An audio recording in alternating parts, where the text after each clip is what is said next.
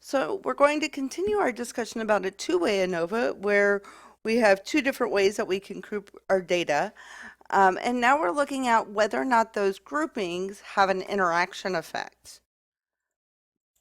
So in a two-way ANOVA with repeated observations, we consider two treatment variables and the possible interaction between those variables. So in our WARDA example, we could have another effect that influences the travel time called that interaction effect. So the distances in time travel may depend on the combined effect of the driver and the remote route. So this time, each driver will drive the route 3 times, and the mean of the 3 drives will then be calculated and summarized in a table. So to graph the interaction plot, the routes are labeled along the horizontal axis, and then the travel time would be plotted along the vertical axis. Each line plots the mean time travel for each driver for all 4 routes with a different color line for each driver.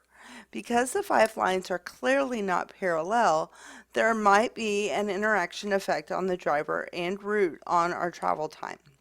So travel time does not depend on the combined effect of driver and route is what we're going to end up testing. So here we test each of these hypotheses as we did in the previous section using our F distribution. And the tests are then going to be summarized on our ANOVA table on the next page. And then we will test to see if the travel times for the various drives are equal. So in a two-way ANOVA with repeated observations, we consider two treatment variables and the addition of the interaction source of variance. So with a level of significance at 0.05, we will reject the null hypothesis if the computed p-value is less than 0.05.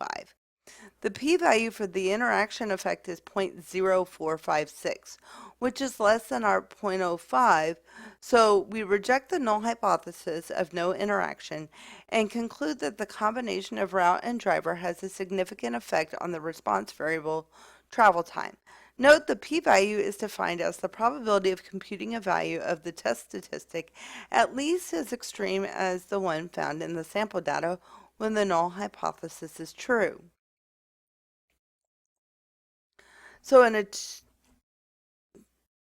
we end up seeing that p-value here on our output that was provided by our statistical package for the driver and route interaction effect.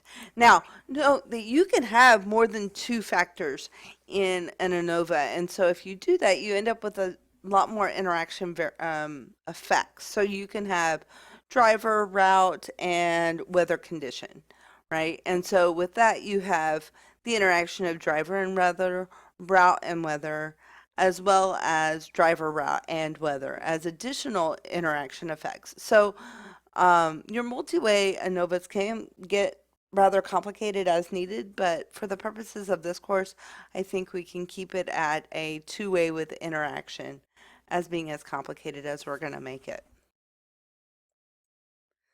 One thing that we can do is use one-way ANOVA to test our individual hypotheses. So here we have a significant interaction effect provides important information about the combined effects of our variables.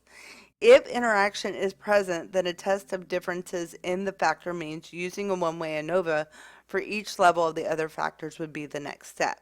And so if the p-value is less than 0.05, we would reject the null hypotheses. Here we find that there are significant differences in the mean travel times among the drivers for every route except for Route 59.